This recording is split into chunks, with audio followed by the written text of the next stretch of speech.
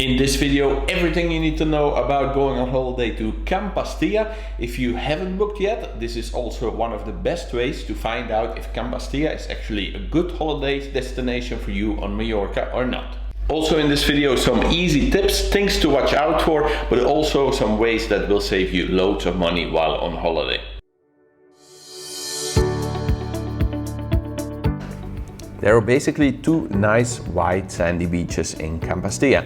Both of them are located next to a low traffic road, so pretty tranquil and easy to get to restaurants and snack places right next to the beach. The main beach is sheltered from the main sea, so has a few waves and shallow waters, what makes it ideal for families with small children. Do know that this is close to the airport, so you might have some planes take off and land, but really you don't hear very much from this, especially after a few hours. You kinda don't even notice it anymore.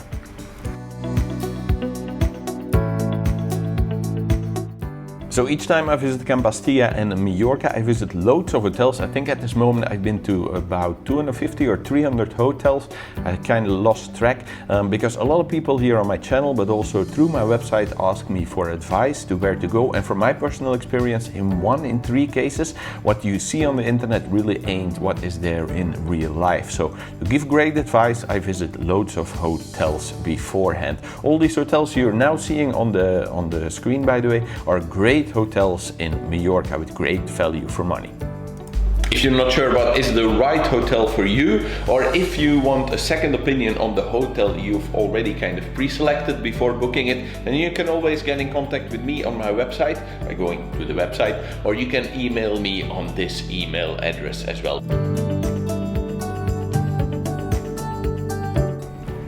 In Can Pastilla, there is not much of a nightlife or party life when it comes to clubs. The area becomes pretty quiet after midnight, so ideal for relaxing holidays.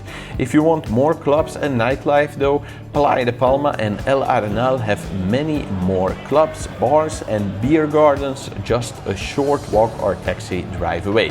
Also, you are just a short drive away from Palma that has many famous clubs like Pachas.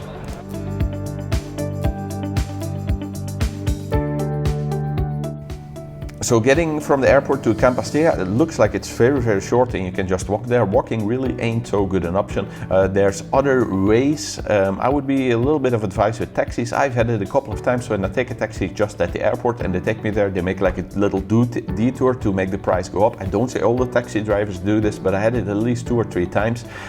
So be a little bit aware of this. There's also a lot of other options. I cover all the good options with the pros and the cons in another video of mine. So have a look at that other video. Simply type Can Pastilla taxi or Can Pastilla bus or something like this and it should show up on the first place. It might also be in the suggested videos here on YouTube. So in this next part, I want to give you a little bit of a warning. This is not only my own experience, but also other people who follow my channel and who've been traveling and talk to me have been telling me this about Mallorca. These are the most common things that people have like a negative experience with on holiday. So I don't want to sound too negative, but in this part, I want to give you a little bit information about those. If you find a flyer on the street offering some kind of excursions, or you're handed by someone a flyer in the street, then do not go on these kind of excursions. There's always some kind of unpleasant catch, no matter how good the deal may sound. The most common is that you will have to go to some kind of sales presentation where they will sell you all kinds of random products. This can also be about timeshare, or sometimes you just have to wait for a long time at some kind of overpriced restaurant in the middle of nowhere where you will have to spend your money. Second is the illegal sales that are happening on the beaches and in the streets, since from now on you yourself can be fined from 100 to 750 euros in Mallorca for buying items from people selling things illegally, offering massages, hair braiding, selling fruits and drinks on the beach and much more. This is a new law since July 2018 to combat these things that have been really getting out of hand the last couple of years. Since finding the people doing this so far has proven little success, successful because some of them, they don't have the real residencies in Spain, so it's hard to give them a fine. The government has now decided to target both the people selling and the tourists buying. In the last few years, many laws have been passed to make Mallorca a more upscale and high-class resort, so be sure that these laws will be enforced. Number 3, this is with regards to car rental, and most likely one of the practices that irritate me the most in Mallorca. Be very careful with renting a car because of all the hidden costs. Most people working in car rental companies now are not working in customer service, but in pure commission-based sales. So they will sell you loads of things like extra insurances, extra, by giving you confusing and incorrect information to get their sales commission and targets. And like with everything, there are good companies and there are bad companies. I explain this topic more in a separate video of mine, and also have links on my website to the companies I use. So I just want to quickly repeat, Mallorca is a very nice place. Don't be put off now that you are informed and you know about these things. I'm sure you will have a great holiday in Mallorca. So this next tip is a little bit of a cheeky one, but most of the information out there is basically meant to sell you a specific holiday or a specific hotel or a specific destination. If you want great advice about hundreds of destinations in Spain and also other places, that is advice specifically for you, not to sell you something, but specifically for you to have a great holiday. And don't forget to click the subscribe button so you can find all my videos covering Mallorca, about 100 videos covering Mallorca, and also all these other places even more easy.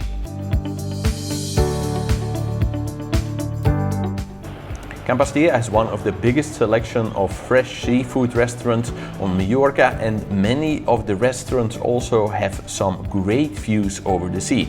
This area caters a lot to the traditional Spanish kitchen, but if you don't want to eat this every day, you will find many more restaurants in the neighboring resorts catering to a more international cuisine. Just outside the resort of Can Pastilla, you will also find the Puro Beach Club and restaurant for a more upscale and of course a bit more pricey experience.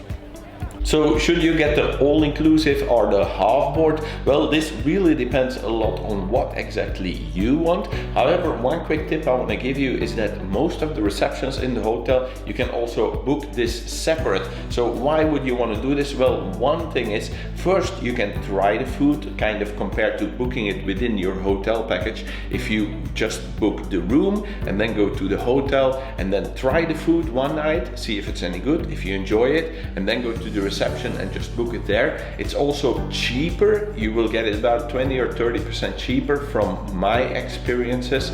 And also, if you want to go a day on an excursion, you can do that. Just don't take the food for that day. Just say to the reception, I want Monday, Tuesday, Wednesday, not Thursday, Friday, Saturday, and they will make you that package there. And also, one more important thing is if you want to eat out. If you want to eat out, this is also maybe once or twice in a holiday you want to do this in a nice restaurant nearby. It's also only an option if you do it this, and you won't be wasting any money on an all-inclusive package that covers all the days.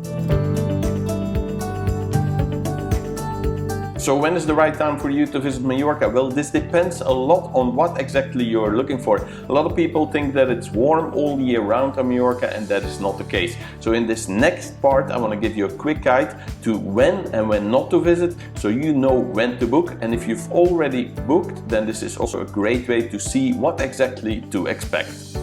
In the months of January, February and March, these months in Mallorca is very popular with athletes who come to Mallorca to do exercise and to train, as there will be very few people on the island around this time, and therefore there's many empty roads for the cyclists to use. Also, the weather around this time is a bit more mild compared to many other European countries, especially Scandinavian countries. It's also for this reason that a lot of retired people come to Mallorca around this time. The accommodation is cheap, the climate is mild, but do know that a lot of hotels, bars and restaurants around this time are still closed.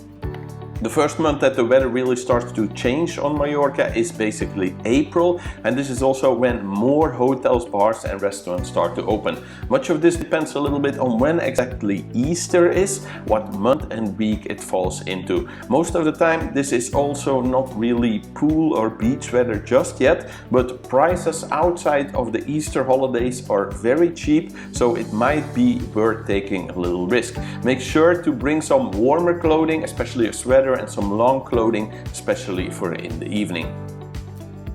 May is normally one of the first real months for Mallorca. Normally all the hotels have opened by this time, especially in the middle of May. The same counts for restaurants, bars and excursions. If you are looking for the best weather to spend most of the time on the beach or the pool, then June, July, August and September are indeed the best months for you. Personally, I think that August is a little bit too hot, but that is just me personal, and I think that most people most likely will disagree with me. If you are looking for the best months price quality weather-wise, then September and June are normally ideal for you. October is very much like May, but a little bit with the added benefit that pool and seawater normally is already a bit warmer by this time. It's already heating up from the summer, but the weather can be unpredictable and in general it starts to cool down. Make sure to bring a sweater and long clothing just in case, especially for in the evenings. November and December are very much like January, February and March, popular with sports people coming to train, cyclists, swimmers, runners and skaters, and triathletes, and also retired people coming to find the mild climate. So if you're sure that this destination is right for you, know you can get in contact with me on my email address, and there we can figure out together what is the right hotel for you. If you're not sure, then have a look at this video where I explain all the different resorts in Mallorca and you can choose there.